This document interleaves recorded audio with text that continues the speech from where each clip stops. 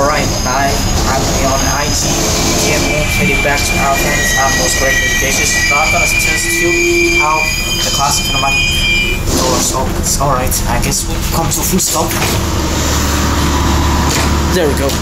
Now they're open. We're here at the loading station.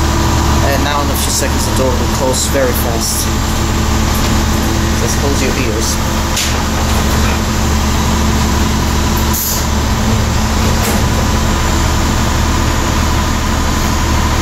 Seconds now. There we go. Oh, that was way too fast. Now we're going to parking. There we go. IT diesel train heading back to Athens with this classic pneumatic doors. Very nice. So now we'll have to leave the station. See now, nice view of the train here.